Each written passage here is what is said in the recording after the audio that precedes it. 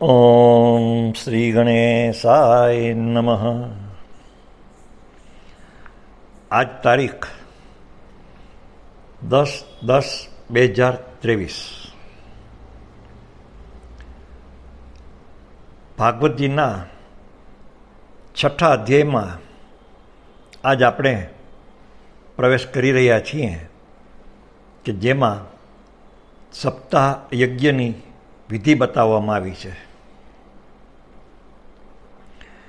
શ્રી સનકાદિક કહે છે, હે નારદજી, હવે અમે તમને સપ્તાહ શ્રવણની વિધિ બતાવીએ છીએ.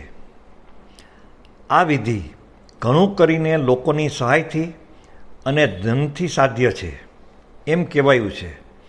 પહેલાં તો પ્રયત્નપૂર્વક જ્યોતિષને બોલાવી ને મુહૂર્ત પૂછવું જોઈએ, તથા જેમ લગ્ન માટે ધનનો પ્રબંધ કરવામાં આવે છે એ જ રીતે આ સપ્તાહ યજ્ઞ માટે ધનની વ્યવસ્થા કરવી જોઈએ. કથાનો આરંભ કરવામાં ભાદરવો, આસો, કારતક, માગસર, અષાઢ અને શ્રાવણ આ 6 મહિના શ્રોતાઓ માટે મોક્ષ પ્રાપ્તિના કારણ છે. હે દેવર્ષિ, આ મહિનાઓમાં પણ ભદ્રા, વ્યતિપાત વગેરે કુયોગોનો સર્વથા ત્યાગ કરવો જોઈએ, તથા બીજા જે લોકો ઉત્સાહી હોય તેમને પોતાના સહાયક બનાવવા જોઈએ. પછી પ્રયત્નપૂર્વક દેશ દેશાંતરોમાં એ સંદેશ મોકલવો જોઈએ કે અહીં કથા થશે તો બધા લોકોએ પરિવાર સહિત પધારવાનું છે.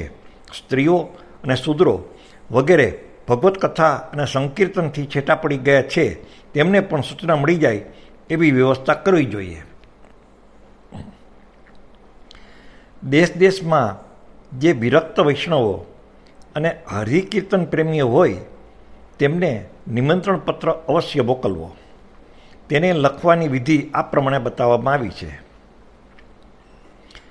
હે મહાનુભાવો, અહીં 7 દિવસ સુધી સત્પુરુષોનો અત્યંત દુર્લભ સમાગમ થશે અને અપૂર્વ રસમય શ્રીમદ ભાગવતની કથા થશે.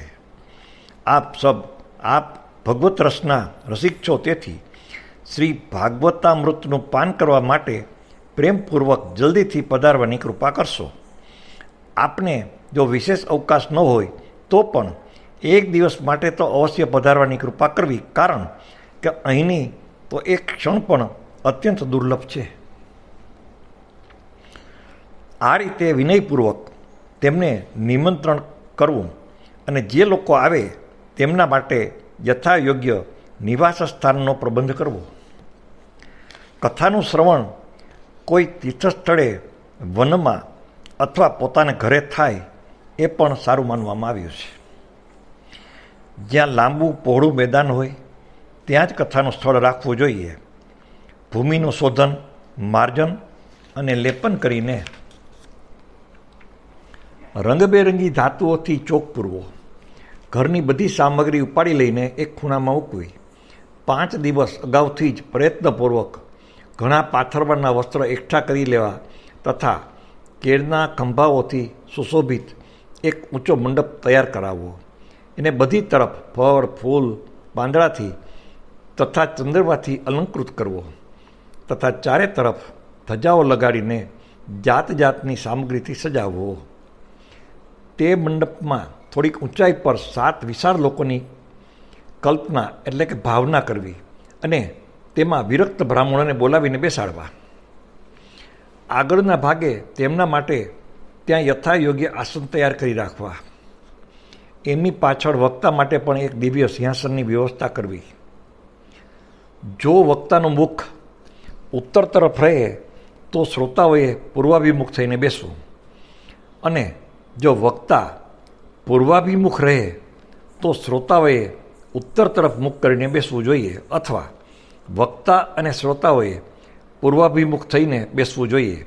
દેશ, કાળ વગેરે જાણનારા મહાનુભાવોએ શ્રોતાઓ માટે આવા જ નિયમો બનાવ્યા છે. જે વેદશાસ્ત્રની સ્પષ્ટ વ્યાખ્યા કરવામાં સમર્થ હોય, જાત જાતના દૃષ્ટાંત આપી શકતો હોય તથા વિવેકી અને સાવ નિષ્પૃહી હોય તેવા વિરક્ત અને વિષ્ણુ ભક્ત બ્રાહ્મણને વક્તા બનાવવો જોઈએ. શ્રીમદ ભાગવતના પ્રવચનમાં એવા લોકોને નિયુક્ત નહીં કરવા જોઈએ કે જેઓ પંડિત હોવા છતાં પણ અનેક ધર્મોના ચક્કરમાં પડ્યા હોય, સ્ત્રી લંપટ તથા પાખંડના પ્રચારક હોય.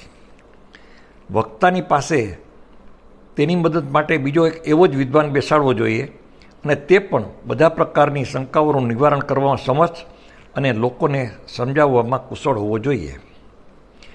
કથાનો આરંભ થાય તેના એક દિવસ પહેલાં વ્રત ગ્રહણ કરવા માટે વક્તાએ ક્ષૌરકર્મ કરાવી લેવું, ક્ષૌરકર્મ કરાવી લેવું તથા અરુણોદય ટાણે શૌચ વગેરેથી પરવારીને સારી રીતે સ્નાન કરવું જોઈએ અને પોતાના સંધ્યા પૂજા વગેરે નિત્યકર્મો ટૂંકામાં સમાપ્ત કરી ને કથાના વિઘ્નોના નિરાકરણ માટે ગણેશજીનું પૂજન કરવું જોઈએ. ત્યાર પછી પિતૃઓનું તર્પણ કરી પૂર્વાકૃત પાપોની શુદ્ધિ માટે પ્રાયશ્ચિત કરવું અને એક મંડળ બનાવીને તેમાં શ્રી હરિને સ્થાપિત કરવા. પછી ભગવાન શ્રી કૃષ્ણનું લક્ષ્ય કરી મંત્રોચ્ચાર સાથે ક્રમશઃ ષોડશોપચાર વિધિથી પૂજન કરવું અને તે પછી પ્રદક્ષિણા તથા નમસ્કાર વગેરે કરી આ પ્રમાણે સ્તુતિ કરવી. હે કરુણા નિધાન, હું સંસાર સાગરમાં ડૂબેલો અને અત્યંત દીન છું. કર્મોના મોહરૂપી મગરમચ્છે મને પકડી રાખ્યો છે. આપ આ સંસાર સાગરમાંથી મારો ઉદ્ધાર કરો.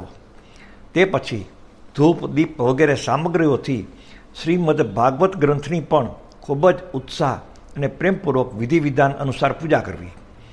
પછી ગ્રંથની આગળ નાળિયેર મૂકી નમસ્કાર કરવા અને પ્રસન્ન ચિત્તે આ પ્રમાણે પ્રાર્થના કરવી. શ્રીમદ ભાગવતના રૂપમાં આપ સાક્ષાત શ્રી કૃષ્ણચંદ્ર વિરાજમાન છો. હે નાથ, મેં ભવસાગરમાંથી છુટકારો મેળવવાનું આપનું શરણ લીધું છે. આપ મારો આ મનોરથ કોઈ વિઘ્ન બાધા વગર સંગોપાંગ પૂરો કરો. હે કેશવ, હું આપનો દાસ છું. આ પ્રમાણે દિન વચનો કહ્યા પછી વક્તાનું પૂજન કરવું, તેને સુંદર વસ્ત્રાભૂષણોથી વિભૂષિત કરવા અને પછી પૂજા કર્યા બાદ તેની આ પ્રમાણે સ્તુતિ કરવી કે હે સુખ સ્વરૂપ ભગવાન, આપ સમજાવવાની કળામાં કુશળ અને સર્વશાસ્ત્રોમાં પારંગત છો. કૃપા કરીને આ કથાને પ્રકાશિત કરી મારું અજ્ઞાન દૂર કરો. પછી પોતાના કલ્યાણ માટે પ્રસન્નતાપૂર્વક તેની સમક્ષ નિયમ ગ્રહણ કરવો અને 7 દિવસ સુધી તેનું યથાશક્તિ પાલન કરવું. કથામાં વિઘ્ન ન થાય એ માટે વધુ 5 બ્રાહ્મણોનું વર્ણન કરવું. 5 બ્રાહ્મણોનું વર્ણન કરવું. તેમને દ્વાદશાક્ષરી મંત્ર વડે ભગવાનના નામોનો જપ કરવો. પછી બ્રાહ્મણને અન્ય વિષ્ણુ ભક્તને તથા કીર્તન કરનારાઓને નમસ્કાર કરીને તેમની પૂજા કરવી અને તેમની આજ્ઞા મેળવીને સ્વયં પણ આસન પર બેસવું. જે મનુષ્ય લોક સંપત્તિ, ધન, ઘર, પુત્ર વગેરેની ચિંતા છોડીને શુદ્ધ ચિત્તે કેવળ કથામાં જ ધ્યાન રાખે છે તેને આ શ્રવણનું ઉત્તમ ફળ મળે છે. બુદ્ધિમાન વક્તાએ કથા સૂર્યોદયથી આરંભીને 3:30 પહોર સુધી મધ્યમ સ્વરે સારી રીતે વાંચવી જોઈએ. બપોરના સમયે 2 ઘડી સુધી કથા બંધ રાખવી. તે સમયે કથા પ્રસંગ અનુસાર વૈષ્ણવે ભગવાનના ગુણોનું કીર્તન કરવું જોઈએ. વ્યર્થ વાતો નહીં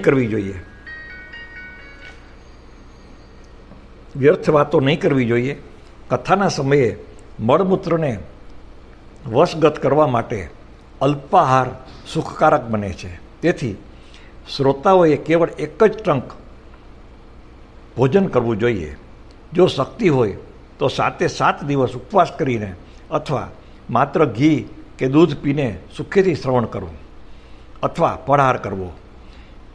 શક્ય હોય તો એક જ ટંક જમવું, જેનાથી જેવો નિયમ સુવિધાથી સદાય તે કથા શ્રવણ માટે ધારણ કરવો. હું તો ઉપવાસ કરવા કરતાં ભોજન કરવું એ સારું એમ સમજું છું. જો તે ભોજન કથા શ્રવણમાં સહાયક હોય, જો ઉપવાસ કરવાથી શ્રવણમાં અડચણ થાય તો તે ન કરવું. હે નારદજી, આ પ્રમાણે નિયમપૂર્વક સપ્તાહ સાંભળનારા પુરુષો માટેના નિયમો સાંભળો. વિષ્ણુ ભક્ત તરીકે દીક્ષાથી રહિત પુરુષ કથા શ્રવણનો અધિકારી નથી. જે પુરુષ નિયમપૂર્વક કથા સાંભળે એને બ્રહ્મચર્યપૂર્વક રહેવું જોઈએ, જમીન ઉપર સૂવું જોઈએ અને દરરોજ કથા પૂરી થયા પછી પતરાવડીમાં જ ભોજન કરવું જોઈએ. દાળ, મધ, તેલ, ભારે ખોરાક, ભાવદૂષિત પદાર્થ અને વાસી ખોરાક આનો એને સદાય ત્યાગ કરવો જોઈએ. કામ, ક્રોધ, મદ, માન, મત્સર, લોભ, દંભ, મોહ અને દ્વેષને જ તે પોતાની પાસે ફરકવા પણ ન દેવા જોઈએ. તેને વેદ, વૈષ્ણવ, બ્રાહ્મણ, ગુરુ, ગૌસેવક તથા સ્ત્રી, રાજા અને મહાપુરુષોની નિંદાથી પણ બચવું જોઈએ. નિયમપૂર્વક કથા સાંભળનાર પુરુષે રજસ્વાલા સ્ત્રી, અત્યંત જ મલેચ્છ, પતિત, ગાયત્રીહીન, બ્રાહ્મણનો દ્વેષ કરનાર અને વેદને નહીં માનનારની સાથે વાત નહીં કરવી જોઈએ. હંમેશા સત્ય, શૌચ, દયા, મૌન, સરળતા, વિનય અને ઉદારતાયુક્ત વર્તન કરવું જોઈએ. ધનહીન, ક્ષયરોગી, કોઈ અન્ય રોગથી પીડિત, ભાગ્યહીન, પાપી, પુત્રહીન અને મુમુક્ષએ પણ આ કથા સાંભળવી. જો સ્ત્રીનું રજોદર્શન અટકી ગયું હોય, જેને એક જ સંતાન થયા પછી અન્ય સંતાન થયું ન હોય, જે બંધ્યા હોય, જેને સંતાન થઈને મરી જતું હોય અથવા જેનો ગર્ભ પડી જતો હોય, તેને પ્રયત્નપૂર્વક આ કથા સાંભળવી જોઈએ. આ બધા જો વિધિવત પ્રમાણે કથા સાંભળે તો તેમનો આશય અને ફળની પ્રાપ્તિ થઈ શકે છે. આ અતિ ઉત્તમ દિવ્ય કથા કરોડો યજ્ઞોનું ફળ આપનારી છે. આ પ્રમાણે આ વ્રત માટેની વિધિઓનું પાલન કર્યા પછી વ્રતાદિનું સમાપન કરવું. જેમને આ કથાના વિશે ફળની ઈચ્છા હોય તેમણે જન્માષ્ટમી વ્રતની જેમ જ આ કથા વ્રતનું ઉદ્યાપન કરવું જોઈએ. પરંતુ જેઓ ભગવાનના અંકિંચન ભક્તો છે તેમના માટે ઉદ્યાપનનો કોઈ આગ્રહ નથી. તેઓ શ્રવણથી જ પવિત્ર છે, કારણ કે તેઓ તો નિષ્કામ ભગવત ભક્તો જ છે. આ રીતે જ્યારે સપ્તાહયજ્ઞ સમાપ્ત થાય ત્યારે શ્રોતાઓએ અત્યંત ભક્તિભાવથી ગ્રંથનું અને વક્તાનું પૂજન કરવું જોઈએ. એ પછી વક્તાએ શ્રોતાઓને પ્રસાદ, તુલસી અને પ્રસાદી માળાઓ આપવી તથા લોકોને મૃદંગ અને ઝાંઝ પખાડના મનોહર ધ્વનિ સાથે કીર્તન કરવું જોઈએ. વક્તાએ જય જયકારા સાથે નમસ્કાર અને શંખધ્વનિનો ઘોષ કરવો તથા બ્રાહ્મણો અને યાચકોને ધન અને અન્ન આપવું. શ્રોતા વિરક્ત હોય તો તેણે કર્મની શાંતિ માટે બીજે દિવસે ગીતા પાઠ કરવો. ગૃહસ્થ હોય તો તેણે હવન કરવો. તે હવનમાં 10મા સ્કંદનો એક શ્લોક બોલી ખીર, મધ, ઘી, તેલ, અન્ન વગેરે સામગ્રીઓથી વિધિપૂર્વક આહુતિ આપવી અથવા એકાગ્ર ચિત્તે ગાયત્રી મંત્ર વડે હવન કરવો. કારણ કે તાત્વિક રીતે આ મહાપુરાણ ગાયત્રી સ્વરૂપ જ છે. હોમ કરવાની શક્તિ ન હોય તો તેનું ફળ પામવા માટે બ્રાહ્મણોને હવન સામગ્રીનું દાન કરવું તથા અનેકવિધ ત્રુટિઓને દૂર કરવા માટે અને વિધિમાં પણ જો ઉણપ રહી જવા પામી હોય તો તેના દોષોનું શમન કરવા માટે વિષ્ણુ સહસ્ત્ર નામનો પાઠ કરવો. આમ કરવાથી બધા જ કર્મ સફળ થાય છે, કારણ કે કોઈ પણ કર્મ આનાથી ઉત્તમ નથી. પછી 12 બ્રાહ્મણોને ખીર, મધ વગેરે ઉત્તમોત્તમ પદાર્થ જમાડવા તથા વ્રતની પૂર્તિ માટે ગાય અને સુવર્ણનું દાન કરવું. શક્તિ હોય તો 3 તોલા સુવર્ણનું એક સિંહાસન બનાવડાવવું. તેના પર સુંદર અક્ષરોમાં લખાયેલો શ્રીમદ ભાગવતનો ગ્રંથ મૂકીને તેની આહ્વાન ઇત્યાદિ વિવિધ ઉપચારોથી પૂજા કરવી અને જીતેન્દ્રિય આચાર્યને તેનું વસ્ત્ર, આભૂષણ તથા ગંધ વગેરેથી પૂજન કરી દક્ષિણા સહિત તે ગ્રંથ સમર્પિત કરી દેવો. આમ કરવાથી તે બુદ્ધિમાન દાતા જન્મ મરણના બંધનોથી મુક્ત થઈ જાય છે. સપ્તાહ પારાયણની આ વિધિ બધા પાપોનું નિરાકરણ કરનારી છે. તેનું આ રીતે બરાબર પાલન કરવાથી આ મંગલમય ભાગવત પુરાણ અભિષ્ટ ફળ આપે છે તથા અર્થ, ધર્મ, કામ અને મોક્ષ એ ચારેયની પ્રાપ્તિનું સાધન બની જાય છે. એમાં કોઈ સંદેહ નથી. સનકાદિક કહે છે કે હે નારદજી, આ પ્રમાણે અમે આ સપ્તાહ શ્રવણની વિધિ તમને પૂરેપૂરી સંભળાવી દીધી. હવે બીજું શું સાંભળવા ઈચ્છો છો? આ શ્રીમદ ભાગવતથી ભોગ અને મોક્ષ બંને હાથ લાગે છે. સુતજી કહે છે કે હે સૌનકજી, આમ કહીને મહામુનિ સનકાદિએ 1 સપ્તાહ સુધી વિધિપૂર્વક આ સર્વ પાપોને નાશ કરનારી, પરમ પવિત્ર તથા ભોગ અને મોક્ષ આપનારી ભાગવત કથાનું પ્રવચન કર્યું. સર્વે શ્રોતાઓએ નિયમપૂર્વક તેનું શ્રવણ કર્યું. ત્યાર પછી તેને વિધિપૂર્વક ભગવાન પુરુષોત્તમની સ્તુતિ કરી.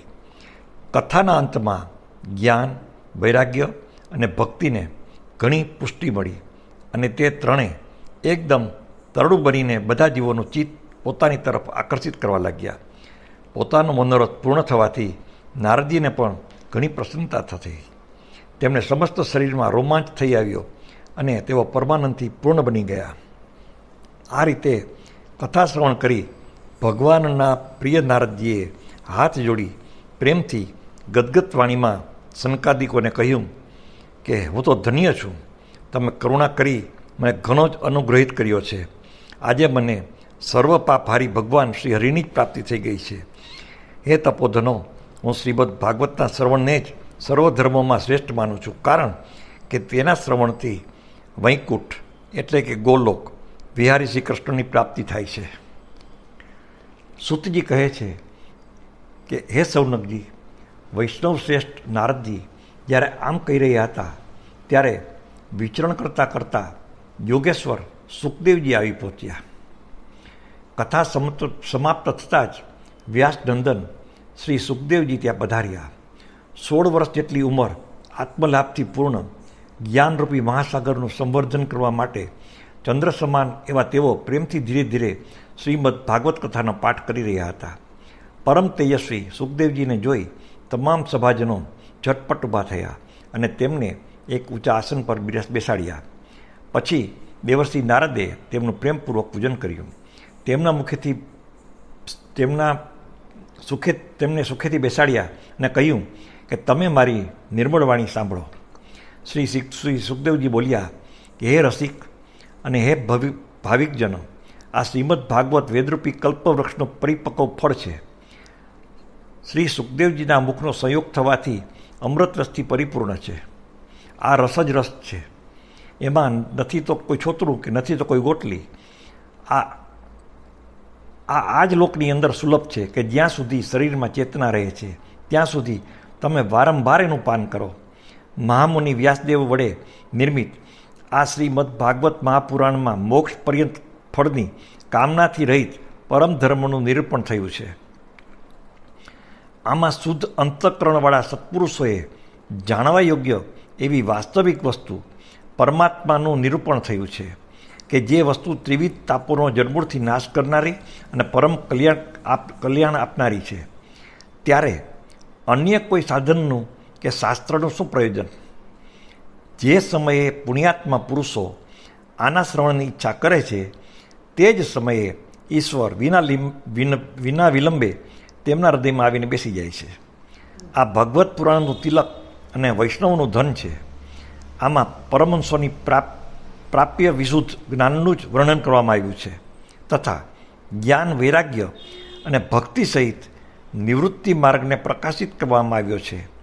જે મનુષ્ય ભક્તિપૂર્વક આના શ્રવણ, પઠન અને મનનમાં તત્પર રહે છે તે મુક્ત થઈ જાય છે. આ રસ સ્વર્ગલોક, સત્યલોક, કૈલાસ અને વૈકુંઠમાં પણ નથી. તેથી હે ભાગ્યવાન શ્રોતાઓ, તમે આનું ખૂબ જ પાન કરો અને એને કદી ન છોડો. ત્યારે સુખજીએ કહ્યું, સુખદેવજી જ્યારે આમ કહી રહ્યા હતા ત્યારે તે સભાની વચ્ચોવચ્ચ પ્રહલાદ, બલ્લી, ઉદ્ધવ, અર્જુન વગેરે પાર્ષદો સહિત સાક્ષાત શ્રી હરિ પ્રગટ થયા. અને ત્યારે દેવર્ષિ નારદે ભગવાનની અને તેમના ભક્તોની યથાયોગ્ય પૂજા કરી. ભગવાનને પ્રસન્ન જોઈને દેવર્ષિએ તેમને એક વિશાળ સિંહાસન પર બેસાડ્યા અને સૌ તેમની સામે સંકીર્તન કરવા લાગ્યા. તે કીર્તન જોવા માટે શ્રી પાર્વતીજી સહિત મહાદેવજી અને બ્રહ્માજી પણ આવ્યા. કીર્તન આરંભાયું. પ્રહલાદજી પોતે ચંચલ ગતિના સ્ફૂર્તિલા હોવાને કારણે કરતાલ વગાડવા લાગ્યા. ઉદ્ધવજીએ ઝાંઝ ઉઠાવી. દેવર્ષિ નારદ વીણાધ્વનિ કરવા લાગ્યા. સ્વર વિજ્ઞાન એટલે કે ગાન વિદ્યામાં કુશળ હોવાને કારણે અર્જુન રાગ આલાપવા લાગ્યા. ઇન્દ્રએ મૃદંગ વગાડવાનું શરૂ કર્યું. સનકાદી વચ્ચે શ્રી જયઘોષ કરતા રહ્યા. અને આ બધાની આગળ સુખદેવજી જાત જાતની અંગભંગી કરી ભાવ બતાવવા લાગ્યા. આ બધાની વચ્ચે પરમ તેજસ્વી ભક્તિ, જ્ઞાન અને વૈરાગ્ય નટોની જેમ નાચવા લાગ્યા. આમ અલૌકિક કીર્તન જોઈ ભગવાન પ્રસન્ન થયા અને આમ કહેવા લાગ્યા કે હું તમારી આ કથાથી અને કીર્તનથી ઘણો જ પ્રસન્ન છું. તમારા ભક્તિભાવે અત્યારે મને પોતાને વશ કરી દીધો છે. તેથી તમે મારી પાસેથી વરદાન માગો. ભગવાનના આ વચન સાંભળીને બધા લોકો ઘણા પ્રસન્ન થયા અને પ્રેમ ભીના ચિત્તથી ભગવાનને કહેવા લાગ્યા કે હે ભગવાન, અમારી એવી અભિલાષા છે કે ભવિષ્યમાં પણ જ્યાં ક્યાંય ભગવત સત્તા થાય ત્યાં તમે આ પાર્ષદો સહિત અવશ્ય પધારો. અમારો આ મનોરથ પૂર્ણ કરી દો. ભગવાન તથાસ્તુ કહી અને અંતર્ધ્યાન થઈ ગયા. ત્યાર પછી નારદજીએ ભગવાન તથા તેમના પાર્ષદોના ચરણોને લક્ષ્ય કરી પ્રણામ કર્યા અને પછી સુખદેવજી વગેરે તપસ્વીઓને પણ નમસ્કાર કર્યા. કથામૃતનું પાન કરવાથી સૌને ઘણો જ આનંદ થયો. તેમનો તમામ મોહ નષ્ટ થઈ ગયો. પછી તે સૌ લોકો પોતપોતાના સ્થાને ગયા. તે સમયે સુખદેવજીએ ભક્તિનું તેમના પુત્રો જ્ઞાન અને વૈરાગ્ય સહિત પોતાના શાસ્ત્રમાં સ્થાપન કર્યું. તેથી જ ભાગવતનું સેવન કરવાથી શ્રી હરિ વૈષ્ણવના હૃદયમાં આવી બિરાજે છે. જે લોકો દરિદ્રતાના દુઃખના જ્વાળાથી દાઝી રહ્યા છે, જેમને માયા પિશાચીણીએ રગદોડી નાખ્યા છે, તથા જેઓ સંસાર સાગરમાં ડૂબી રહ્યા છે, તેમનું કલ્યાણ કરવા માટે શ્રીમદ ભાગવત કથા સિંહનાદ કરી રહી છે. સૌનકજીએ પૂછ્યું કે હે સૂતજી, સુખદેવજીએ રાજા પરીક્ષિતને, ગોકર્ણે ધંધુકારીને અને સનકાદીએ નારદજીને કથા કયા સમયે આ ગ્રંથ સંભળાવ્યો હતો? મારો આ સંશય દૂર કરો. ત્યારે સૂતજીએ કહ્યું કે ભગવાન શ્રી કૃષ્ણે સ્વધામ ગમન કર્યું એ પછી કળિયુગના 30થી કેટલાક વધુ વર્ષો વીત્યા. ત્યારે ભાદરવા માસના શુક્લ પક્ષની 9મીએ સુખદેવજીએ કથા શરૂ કરી હતી. રાજા પરીક્ષિતે કથા સાંભળી એ પછી કળિયુગના 200 વર્ષ વીત્યા. ત્યારે અષાઢ માસના શુક્લ પક્ષની 9મીને ગોકર્ણજીએ આ કથા સંભળાવી હતી. આના પછી કલિયુગના 30 વર્ષ વીતી ગયા. ત્યારે કારતક માસના શુક્લ પક્ષની 9મીએ સનકાદીએ કથા શરૂ કરી હતી. હે નિષ્પાપ સૌનકજી, તમે જે કંઈ પૂછ્યું તેનો ઉત્તર મેં તમને આપ્યો છે. આ કળિયુગમાં ભાગવતની કથા ભવનું રામબાણ ઔષધ છે. હે સંતજનો, તમે સૌ આ કથામૃતનું આદરપૂર્વક પાન કરો.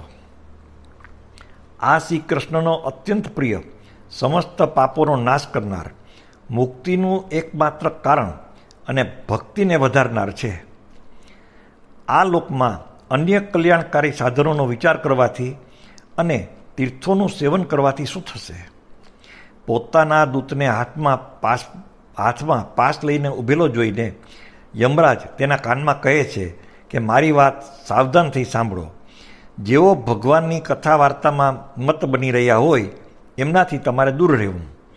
હું બીજાઓને દંડ આપવાનો શક્તિ ધરાવું છું, વૈષ્ણવોને દંડ આપવાની નહીં. આ અસાર સંસારમાં વિષયરૂપી વિષની આસક્તિને કારણે વ્યાકુળ બુદ્ધિમાન પુરુષો પોતાના કલ્યાણના ઉદ્દેશ્યથી અડધી ક્ષણ માટે પણ આ સુખકથારૂપી અનુપમ અમૃતનું પાન કરો. પ્રિય ભાઈઓ, નિંદા કથાઓથી યુક્ત એવા કુમાર્ગે ફોગટ શા માટે ભટકી રહ્યા છો? આ કથાનો કાનમાં પ્રવેશ થતાં જ મુક્તિ થઈ જાય છે. આ વાતના સાક્ષી રાજા પરીક્ષિત છે. શ્રી સુખદેવજીએ પ્રેમરસના પ્રવાહમાં સ્થિત થઈને આ કથા કહી હતી. જેનો કંઠ સાથે સંબંધ થાય છે, જેના કંઠ સાથે સંબંધ થાય છે તે વૈકુંઠનો સ્વામી બની જાય છે. હે સૌનકજી, મેં અનેક શાસ્ત્રો જોઈ ને તમને આ પરમ ગોપનીય રહસ્ય હમણાં જ સંભળાવ્યા. બધા શાસ્ત્રોના સિદ્ધાંતનો જ આ એક નિચોડ છે. સંસારમાં આ સુખશાસ્ત્ર એટલે કે ભાગવતજી કરતાં વધુ પવિત્ર અન્ય કોઈ વસ્તુ નથી. તેથી તમે બધા પરમાનંદની પ્રાપ્તિ માટે આ દ્વાદશ સ્કંદ રૂપી રસનું પાન કરો. જે મનુષ્ય આ કથાનું ભક્તિભાવથી નિયમપૂર્વક શ્રવણ કરે છે અને જે શુદ્ર અંતઃકરણવાળા ભગવત ભક્તો સમક્ષ આ કથા સંભળાવે છે, તે બંને વિધિનું પૂરેપૂરું પાલન કરવાને કારણે આનું યથાર્થ ફળ પ્રાપ્ત થાય છે.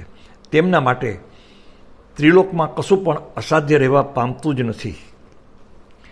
ઇતિ શ્રી પદ્મપુરાણે ઉત્તરખંડે શ્રી મહાભગવત મહાત્મયે શ્રવણવિધિ કનમ નામ ષષ્ઠોધ્યાય શ્રીમદ ભાગવત મહાત્મય અંતર્ગત શ્રવણવિધિ કથન નામનો 6ઠ્ઠો અધ્યાય સમાપ્ત. ઓમ નમઃ શિવાય. ઓમ નમઃ શિવાય. ઓમ નમઃ શિવાય. શ્રી કૃષ્ણ શરણમ મમ. શ્રી કૃષ્ણ શરણમ મમ. શ્રી કૃષ્ણ શરણમ મમ.